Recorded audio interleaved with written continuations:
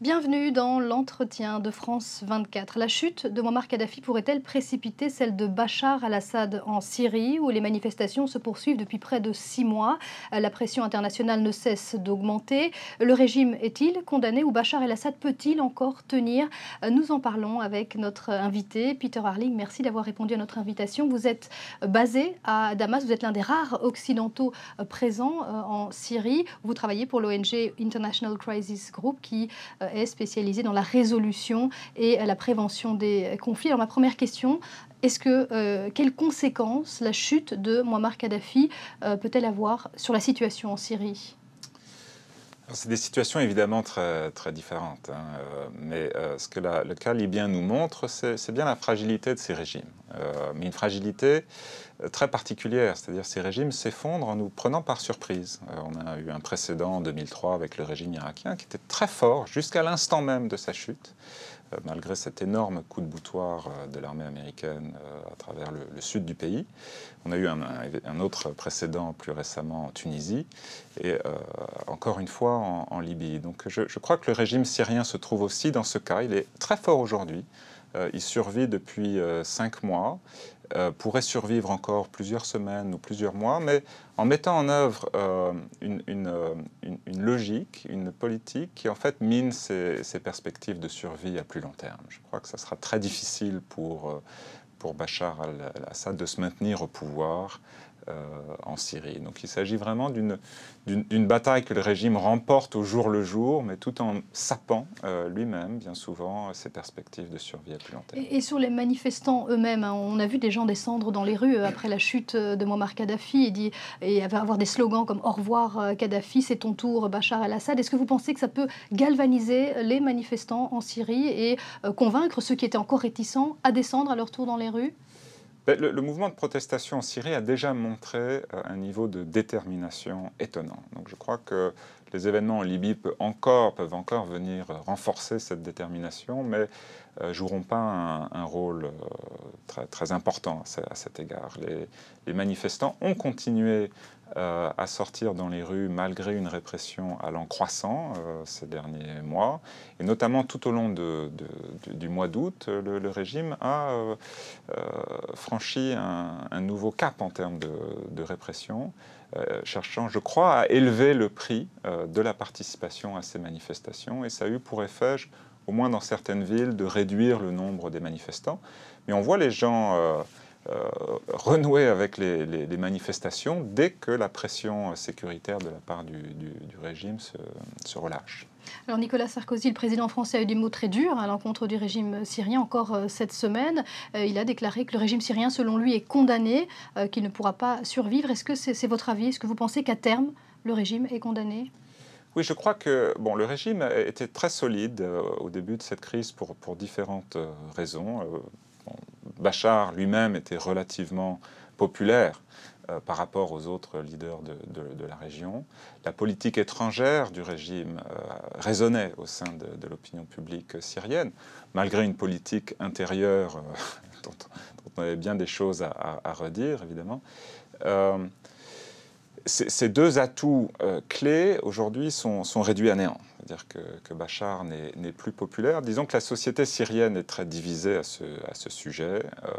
Beaucoup de gens se sentent trahis par Bachar, qui n'a rien fait pour leur épargner la répression. C'est-à-dire qu'il y avait cette perception peut-être un peu naïve, mais très répandue en Syrie, que Bachar pouvait se ranger du côté de la société contre le régime. Il avait cette image de réformateur par rapport à son père. Voilà, et notamment nettoyer les écuries d'Augias que sont les services de sécurité qui se comportent en Syrie de façon effroyable. Je crois qu'il n'y a pas vraiment de comparaison avec les autres régimes de la région. On a l'impression de voir un retour en arrière, d'ailleurs, en voyant cette répression. Une régression spectaculaire de la part du régime. Et c'est ce qui renforce la détermination de beaucoup de manifestants.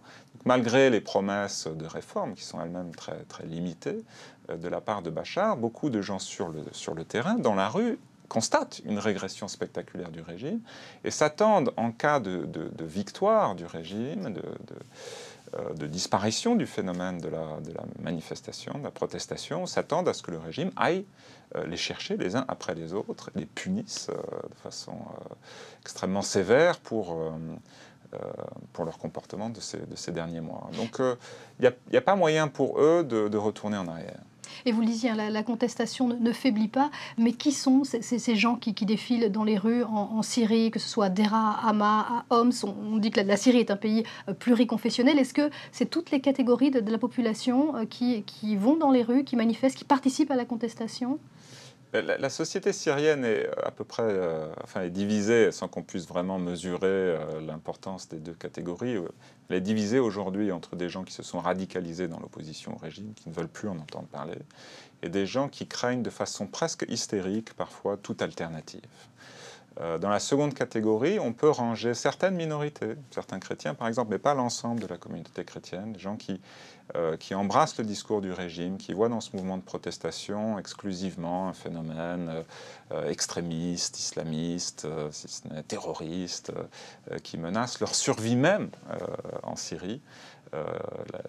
La société syrienne a constaté les dégâts que pouvait causer une guerre civile dans une société multiconfessionnelle à travers l'exemple irakien, l'exemple libanais.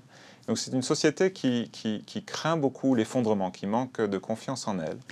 Et le régime sait très bien jouer de ce ressort. Donc il a beaucoup de succès auprès d'une certaine catégorie, enfin d'une certaine frange ou composante de la société syrienne. Par contre, le comportement des services de sécurité ont poussé beaucoup d'autres Syriens à décider qu'ils ne peuvent pas vivre avec un régime comme celui-ci et qu'ils doivent absolument aller jusqu'au bout et le faire tomber. Alors la pression internationale s'est renforcée encore ces dernières semaines. On a vu plusieurs dirigeants occidentaux comme Barack Obama ou Nicolas Sarkozy réclamer très clairement le départ de Bachar al-Assad. On voit les sanctions qui sont renforcées notamment par l'Union européenne. Est-ce que ça peut avoir un impact, cette pression, ces déclarations au niveau international? Alors ça peut avoir un impact négatif ou un impact positif. C'est-à-dire que pendant les premiers mois de cette crise, sur la scène internationale, la plupart des gouvernements étaient dans un mode assez prudent et attentiste, souhaitaient voir le régime mieux gérer la crise, parce qu'ils craignent eux aussi l'alternative, ils craignent un phénomène de déstabilisation dans une partie très sensible de la région. Aujourd'hui, aux États-Unis, en Arabie Saoudite, par exemple, je crois que c'est vrai aussi certainement d'Israël, les positions sont beaucoup plus dures à l'égard du régime. On est rentré dans une logique de confrontation. Le problème avec ça, c'est que ça vient renforcer le discours du régime qui, depuis le début, parle d'un complot international. Aujourd'hui, le contexte stratégique est beaucoup plus proche de ce à quoi le régime prétend qu'il ne l'était au début de la crise. Donc ça va dans son sens. Le problème avec le silence, notamment des États-Unis ces derniers mois, c'est qu'il n'y a pas de silence neutre. Le fait que les États-Unis étaient aussi hésitants, aussi ambivalents à l'égard de la crise syrienne, a convaincu beaucoup de gens en Syrie et dans la région, mais aussi au sein du pouvoir syrien, que les États-Unis ne souhaitaient pas le départ de ce régime. Donc ça a beaucoup consolidé les bases du pouvoir en Syrie. Donc le fait que dans une région où les gens continuent à imaginer que les États-Unis sont une superpuissance qui décide du sort de la région, le fait que les États-Unis aient décrété que Bachar doit partir, ça peut avoir une incidence sur les calculs de certains responsables, par exemple, qui ne défendent pas vraiment une cause, mais qui sont loyaux par réflexe, par manque de courage aussi. Et là, donc, on a parlé des déclarations, des sanctions, des condamnations de la répression en Syrie, mais aussi cette question de l'intervention militaire. On a vu donc la chute de Kadhafi qui est finalement un succès pour l'OTAN, pour l'intervention militaire de l'OTAN. Est-ce qu'on peut envisager de la même manière qu'il y ait un jour une intervention militaire sous mandat de l'ONU ou de l'OTAN en Syrie? Est-ce que c'est envisageable? Pas dans le court terme. Dans le long terme, dans une région où tout est devenu aussi volatile et imprévisible, on ne peut pas vraiment se prononcer, mais je crois que le cas libyen a montré à quel point l'OTAN manquait de moyens pour mener ce genre de guerre à terme. Hein. Je crois que finalement, on a eu beaucoup de chance que le régime tombe maintenant. S'il avait tenu plus longtemps, les choses se seraient beaucoup compliquées pour des raisons logistiques, pratiques. Mais aussi, la Syrie, le régime syrien dispose d'alliés très puissants au Liban, Chine, le la Hezbollah, Russie. non, enfin d'alliés Dans la militaires, région, oui, tout à fait, le Hezbollah notamment et l'Iran. et l'Iran. Donc ça pourrait très rapidement prendre une tournure de conflagration régionale. Et ça, je crois que justement parce que la région est dans un tel état de flux et d'instabilité, personne ne peut oser se lancer dans une telle aventure à ce stade. Une toute dernière question, Peter Harling. Si Bachar el-Assad veut encore se maintenir au pouvoir, quelles mesures doit-il prendre immédiatement pour espérer pouvoir tenir ? Je crois qu'aujourd'hui, c'est trop tard, malheureusement. Il avait beaucoup de cartes à jouer, justement, en raison de ses perceptions, qu'elles soient naïves ou non, mais de la perception de Bachar comme un réformiste, comme quelqu'un qui pouvait comprendre son peuple et se ranger de son côté.